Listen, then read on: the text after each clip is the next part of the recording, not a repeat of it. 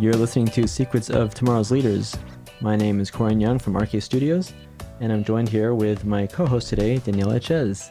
Hey, Corin. Hello, Daniela. Welcome back. You were on our very first episode, I believe. Yes, great to be back. And second, we have another special guest today. Yes, today we have Dan Williams, who is our trainer for August. He'll be leading a training session on August 26th about extreme ownership. Dan's been working with executives at over 1,000 businesses, ranging from small to large, trillion-dollar businesses. He's also spent his time working with high school and college students in our valley. Welcome, Dan. Thank you very much. Great to be here. Yeah, glad to have you, Dan. This is exciting. So you've worked with over 1,000 businesses. That number is just staggering. It seems bigger than it should be, but it is actually just a little over 1,000. Yeah. I mean, what you said over the last 20 years. So my quick math tells me that an average of a new business every single week. About that, maybe a little more than 20, but it has been that. It's been a joy just meeting people where they are and helping them try to figure out next steps. Right. So you work specifically with management, with executives at these businesses? Primarily so, decision makers, sitting around the table, helping them navigate difficulty, struggle, challenge, oftentimes people-related issues, and helping them work through those, yes. Yeah. What's the number one issue that you'd say most businesses need help with? I think most businesses need help with developing their talent. Many don't do it very well. Many leave it to the individuals to figure it out on their own. So what I try to do is help them develop a framework to maximize the potential of the people that they have. And many companies have just wonderful people that can go to the next level if someone will help them get there. So do you primarily work with the executives or maybe with their HR teams? Great question. Usually it starts with the executives, and then based on what's going on, it will then become maybe a series of projects or one project. Oftentimes, though, it's essentially helping that senior leader be more effective. It's never marketed that way. It's usually they think someone else needs to improve, and it usually ends up being them. And what I try to do is just help them strengthen going forward. But sometimes people don't realize how many wonderful opportunities surround them until you kind of help them see that. I feel like that's kind of the same job that a therapist does, where someone's telling you all their problems and how the whole world sucks and everyone's mean to them. And without coming out and saying it, you have to kind of get them to realize the problem might be you. Exactly. And that happens sometimes. And if you are gonna be that blunt with someone, you have to have compassion for them. Yeah. Because sometimes you do have those difficult conversations. How often have the executives actually accepted that they might be the problem? That's a great question, and I would suggest to you that it's very hard. Part of it is maybe a little bit of ego, but I've had many that, we do feedback assessments, things like that, and there's a statement that if somebody gives you a saddle, give it back. If 5 people give you a saddle, you're essentially a horse, put it on. And and the idea there is, we use feedback as a tool, and if enough people say, yeah, this is my experience. And I'll give you an example from today. Have one senior leader that is a good person, but when things aren't going well, he looks like a serial killer with his face. So everybody's afraid, and so we took a snapshot of it happen today and showed it to him, and he was mortified. Wow. He had no idea he could look that way, but when he would be frustrated, his facial expressions go south, and people get scared. So in showing this to him, he and I are going to work on improving that. Now, he's a great guy, and he's quite willing to improve it. He just didn't believe it was happening. So what you do isn't necessarily training sessions like you are doing with us. It's a lot of one-on-one coaching. So are you meeting with somebody weekly? Are they one-time sessions? Are they long-term? It's usually anywhere from 6 months to a year and a half. Change takes time, and it takes time to really understand where someone's current reality is versus what their desired state is. So it does take a period of time, and then we'll work through various facets, but it's usually growing the individual leader so they can be more effective and have a greater impact on those people around them. Is that ever a surprise to them? Like when a business decides to hire you, do they ever feel like, I don't know, we've been working with this Dan for 3 weeks and we still got these issues. Do they realize that it's kind of a long-term commitment on their end? I think for my role, it's really important that I help them understand that it's crock pot, it's not microwave. So it's going to take a little bit of time, for us to work through changes and opportunities. And it does take time. And change isn't a guarantee at all. sometimes we can strive to improve in certain areas and it's just not who we're capable of becoming. And then I've had that happen like recently with a leader, and he's a great guy and a hard worker, but he was miscast in the role he was in. So we all closely worked together, and he's now in a much better role. You are full of fantastic analogies, by the way. That's one thing that coaching allows you to, it's just a laboratory for learning. Yeah. And the one thing as a coach, I am not a fully formed individual. I need to get better as well. So I don't go in as an authority. I really go in as a student, quite frankly. That's so cool. So how often do you end up learning something? Probably every single time. Yeah. Because if when I go home, my wife asks me to take out the trash. I don't go home as an expert. So, the thing that I love about coaching is it's a lifelong learning and growth opportunity. So Dan, how did you get started in the path of coaching? Because not many people strive to become a coach. Most see leadership as not being a coach. It's a great question. I received an opportunity to become a leader of an outplacement firm, a career management firm in Los Angeles, and we primarily earned our revenue from layoffs. So when Raytheon purchased Hughes Air back in the day, we had a career center, and I got a chance to work with hundreds of displaced employees. And I immediately developed a heart for them because I got to learn all the stories. And then it's putting the pieces together and helping them create even a better chapter than the one that just came to an end. And I kind of got hooked on that. The idea of meeting somebody in their time of need, creating some, solidification of their circumstance and helping them move forward, that's something that I got hooked on quite a long time ago. And I wanted to continue to do that as time goes on. And I got out of the leadership aspect of the career management firm because it was pulling me further and further away from working with people. And I was mainly managing a business, and 90% of my time was managing the business, and about 10% of my time was spent with people. So I decided to make a change. And now I'd say 90% of my time is with people. And I think it's a better fit for me and also ultimately for others as well.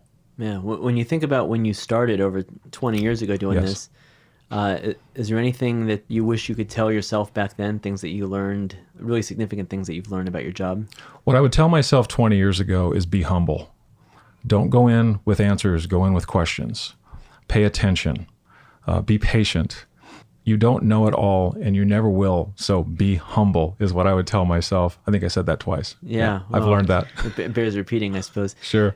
So that's something where you kind of cocky, or when you were younger? I wouldn't say cocky, but I felt like I needed to go in with answers. And an effective coach really is able to develop good questions to work through as opposed to provide solutions and answers. Now, it's part of it, and you help people get there.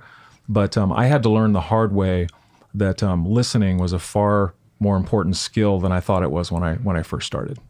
Yeah. Now, I find it interesting because in my career, I've often had leaders who expected you to have the answers versus asking questions. They actually preferred you ask less questions and actually have all the answers. Definitely. So how, if someone's starting their career, how do they balance not looking like they don't know what they're doing and still maintain that humility? Boy, okay. I keep saying that's a great question, but it is. Yeah, but you only say it to her. Well, I think one thing as a coach versus a consultant, I don't necessarily come in with the answers. I come in with the questions, and then out of those questions, we formulate a new future. And that's always a fun opportunity to do, and it's oftentimes behaviorally oriented. So what we oftentimes look to do is, what behaviors can we help you improve? And I'll give you an example of an absolutely wonderful leader that I worked with. We're done now. Highly, highly assertive, but enthusiasm very low. So when a message is given, it's given in a way that people have a hard time with it because it almost sounds like a threat. Now, she doesn't feel like she wants to threaten anyone, but her enthusiasm is so low and she's so direct that people fear her. So I was hired because everyone fears her.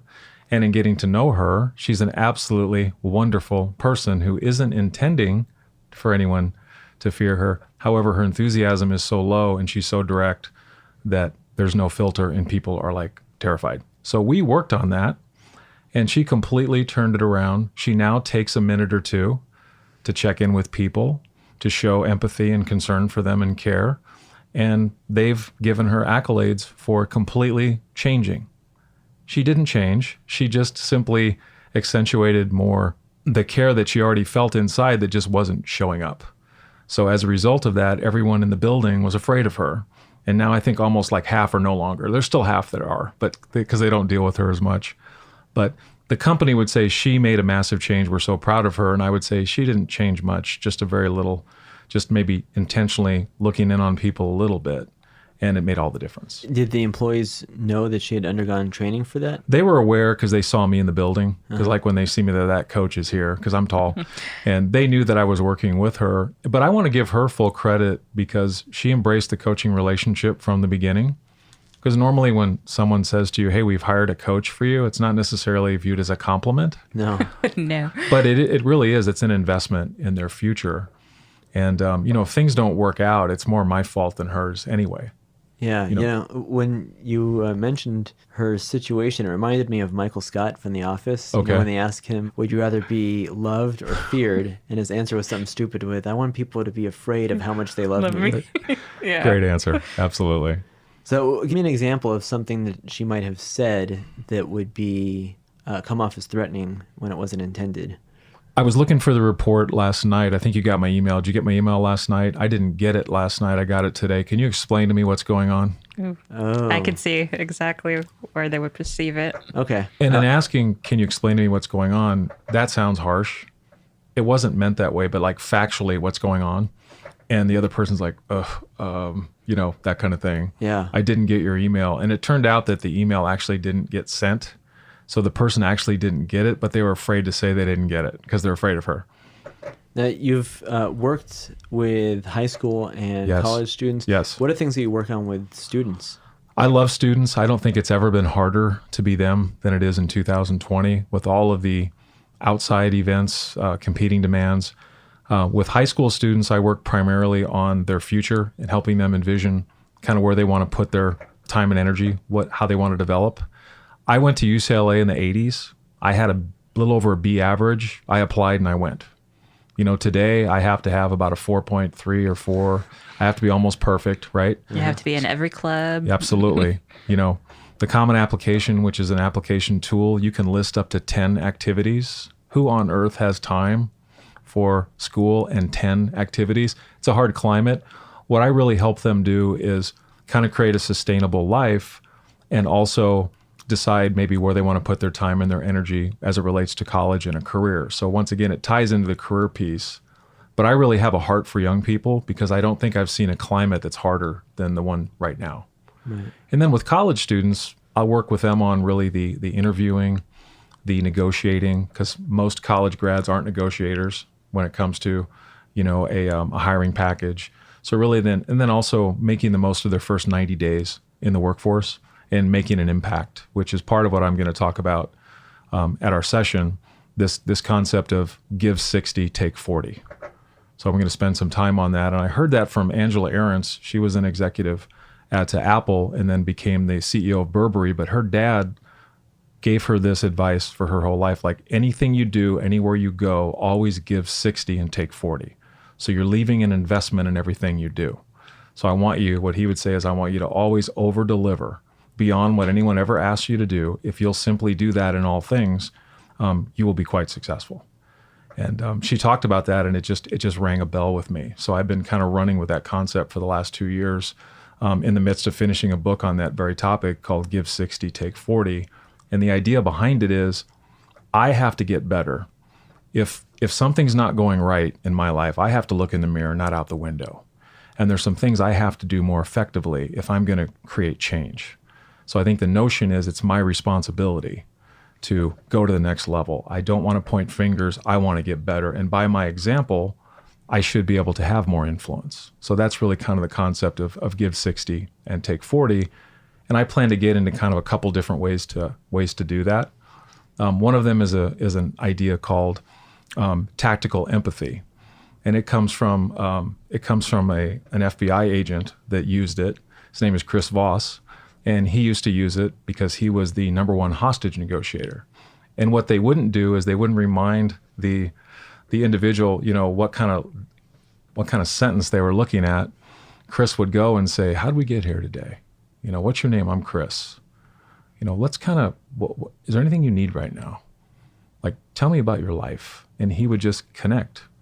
And he had such a great track record of getting people to give up, turn themselves in, everything's fine. But this notion that if I have empathy for you, it doesn't mean I agree. It's not sympathy. It's not compassion, but it's a compassionate act, having empathy. So the idea is I want to have empathy. I want to understand everyone I deal with. I have to do a better job of understanding where they're coming from and who they are. And only in doing that can I be effective. So I have to look in the mirror and I have to fix that because I don't always do that well. Wow, that sounds like such a dirty trick to do it knowing that you're trying to get someone to surrender, but you're probably the only person in their life that has ever said, I understand you. Right. Well, there's a really powerful example from Chris's book, and he wrote this bestseller called Never Split the Difference. And there was a group that was held up in an apartment, and he sat outside the apartment door for 4 hours. And he spoke to them, and they never responded. He said, hey, guys, it's been about a half hour. If you need anything to drink, anything to eat, let me know. I can have it brought up to you. No one ever said anything. And in 4 hours, they came out and surrendered. And they said, we surrendered because we just felt the care that you have for us. And you didn't want anything to go wrong for us. You wanted us to survive. And you knew that we were in trouble and you didn't give up on us. You spent 4 hours sitting out here and they gave up. So the idea there was, empathy really matters. And for me, I don't naturally have empathy at all. So it's something that I've had to learn and continue to learn. Wow, how do you even learn something like that? I feel like it's either something you have or you don't. But right, it is a muscle that you can build, But for me, I was so me-oriented. This was 20 years ago that I had to change because it wasn't working. And now I feel like there's so much I can learn from you that if I take the time, I'll get wiser as a result. Yeah. So that notion really of tactical empathy is one example of give 60, take 40. If people feel heard, it's going to improve things. Outside of individual coaching sessions like this, how often do you do training sessions like what you're doing for us? Great question. Training sessions I do about once a month. So you had a good question. Training sessions I do about once a month. I really enjoy them. Okay. And once again, you never know who's in the audience, and you never know what the need is. So for me, I view it as a get to. I get to speak to people and reach and try to add value, and that's really the only reason that I would want to do it. I think 20 years ago I did it to satisfy an ego, and I had to overcome that. Mm-hmm. Yeah. Now it's authentic. Well, that's good. Yeah. The training that you're doing for us is on ownership. Yes. And that's a concept I'm not even really familiar with. What does it mean to take ownership? Great question. It came from the book Extreme Ownership, and I'm not going to get into the book, but ownership really is, to me, it's two facets.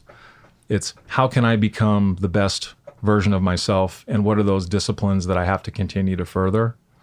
And then secondarily, how can I best work alongside of others? How can I add the most value to people that are around me? So it's really we're going to get into how to really do both.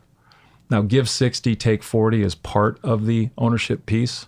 So I always want to exceed expectations. I want to advance, understand what is required, and how can I over-deliver? How can I do more than I'm being asked right now? Because if I just give 50 and take 50, it's just a transaction, and no one's going to remember me, and no one's going to feel any value. You gave what we asked for, goodbye. So the idea of give 60 means, when this person's involved, things get better. But it does require extra discipline, extra focus, preparation, and also the ability to hear feedback. And one of the things that I'll be talking about as well is the gift of feedback. There's so much feedback available if we'll take the time to receive it. How do you coach people along receiving that feedback? My experience, even if you try to keep things neutral, not many people are open and receptive, and usually don't look into the mirror and see if maybe some of their truths to what you're giving them. Interestingly enough, earlier today, I was meeting with a student and his mom, and for the very first time. And I asked him, I said, what do you love about your mom? And I had no idea what he was going to say. And he said, I have too many things I love about her to even tell you. And of course, mom loses it in a good way. And, when we walked out, she said, I'm just shocked by what he said. And to me, that's valuable feedback that he didn't need me in the room to give to her at any point in time. So part of feedback is positive. Are you encouraging people enough? If you go on vacation, you leave for a couple days, your plants start to wilt. And when you come back and water them, they come back in time. People, in my opinion, are the same way. If we're not receiving encouragement and feedback, in a positive sense, we tend to wilt in the environments that we're in. And I'm not saying overwater, because that's negative as well. Mm-hmm. But on the other hand, the feedback that's positive, I think all of us could give it more. But that really wasn't your question. Your question was really more the challenging feedback, right? Yes. Okay. I think we have to be conditioned to value it. And I think we're not naturally inclined to hear it. But I try to teach that feedback is a gift. And there's always something that we can learn. And if we don't want to hear it, it probably means we need to learn it for sure, as far as that goes. Do you walk them through, like when you're giving negative feedback, do you give them time to process and come back to you? Yes. Always want to be, kind of firm on the issue, but soft on the person. And for me, I always point out where, like, if I've ever struggled in that area, I put myself front and center. Gosh, what we're giving you feedback on, I've actually been like 10 times worse, and let me tell you how. So to make it more real. But if we will allow others to provide us meaningful feedback, it is such a gift, and we can grow so much. But I don't think it's taught. And on the flip side, when you've guided executives or maybe leaders, how have you guided them to give that feedback in a way that is receptive, that they're not nitpicking on every little thing that the person might not be doing perfectly in their eyes? I feel that you're abusing an employee if you don't give them hard feedback. Like if I'm not happy with Frank and I don't tell Frank, I feel like I'm abusing him because I'm not giving him a chance to grow. Now, how I communicate it is critical. But if I'm not letting Frank know what I'm seeing or feeling or hearing, I'm really doing him a disservice.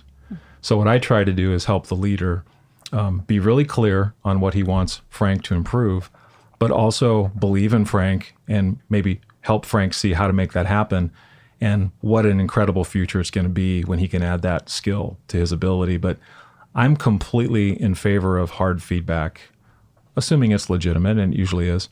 And I really feel like people are being misled if you don't give it to them. Some people can't give hard news, and they make everything positive when it really isn't, and they know it isn't. No, but I like what you said about soft on the person. Yes. Like there's a nice way to say it. Yes. That would be like, this behavior that has come up for you, we're not going to be able to continue that, but we're going to help you through it. I appreciate the energy that you put into the response, but we got to come up with a better way. That would be like an example, because I think most people, they want to do a good job, but sometimes people, they don't understand how to communicate effectively. Do you think that your skills would make you a good relationship coach? I think so, but I'm a student of relationship as well. I want to make that really clear that I am in no means a relationship expert, and there's plenty of people that could testify to that. But I enjoy working, and I do a lot of relationship work with teams and people and leaders. I really enjoy it, for sure. Yeah. Yeah, I mean, it's at the end of the day, it's all relationships. It is. Just different kinds. Definitely. And I guess you'd have to have some of the same skills. Right. Empathy and saying something in a nice way where you're not tearing someone down every time. It's a dance, and you've got to be really careful because especially I just assume that whoever I'm giving feedback to, they've had a hard day, hard week, hard month, hard life, and I need to, once again, assume that, and it's easier to hear. One other topic we're going to talk about, which was given to me by a very wise person, is defining what a problem is. And I define a problem as something you can do something about. There's some action that I can take. If I can't do anything about it, it's not a problem. It's a fact of life. So I put all my time and energy to solving problems, and I leave facts of life. I don't put any energy into them because I've determined they're immovable. So for example, if I happen to have a boss that just doesn't like me, and I've tried to improve that and nothing works, I move it over to the fact of life, and I just go about doing the best job I possibly can, and I don't worry about it. Now, before that, though, I would want to try to improve that relationship. But what I try to help people do is put all their time and energy into problems and leave the facts of life as they are, facts of life. And we can all find things that are facts of life that maybe we're putting a little bit of energy into. And what I try to help us do is maybe just, let's put our energy into things that are a better investment. And let's just allow those facts of life just to be. How do you help them through to figuring out whether it's a fact of life or it's a problem that's a great question. Going to be solved someday? Usually what we try to do is we'll role play it and we'll look at possible solutions and we'll, and oftentimes it's, I tried that didn't work. But usually it's, okay, if there's some specific measurable type of action we can take, let's do it and let's see what happens. If we've learned enough already, let's move it over and let's not let it get in our bloodstream. Because what I always suggest is, if it's a fact of life, don't let it in your bloodstream, meaning don't let it get in your system and affect you.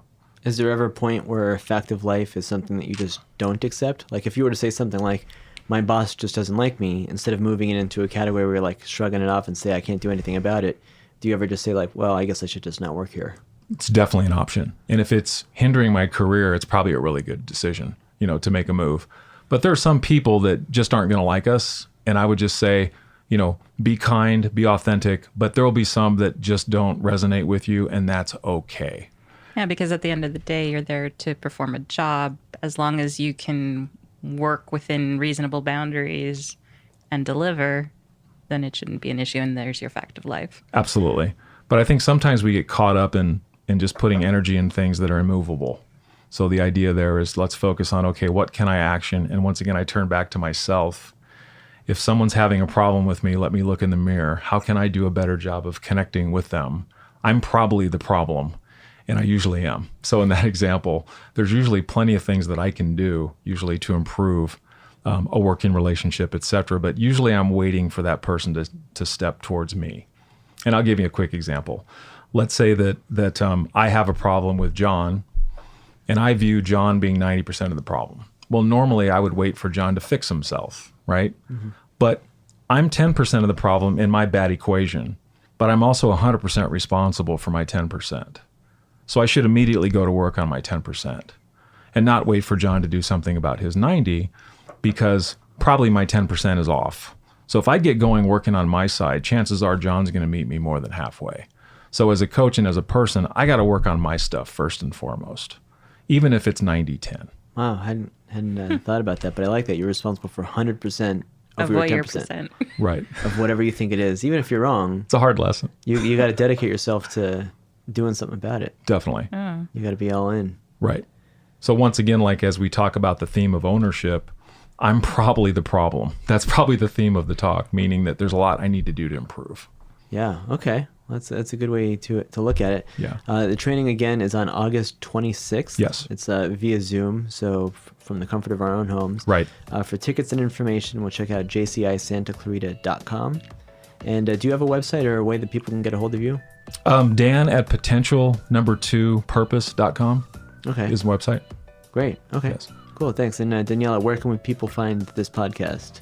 They can find it on our website at jcisantaclarita.com. And they could also find it on our Instagram platforms and YouTube, Facebook and Facebook, YouTube and Spotify and iTunes and Google Podcasts. Exactly. So all over the place. So thank you guys for listening. This is Secrets of Tomorrow's Leaders. Dan, thank you so much. Thank you. And Daniela, good having you here again. Thanks.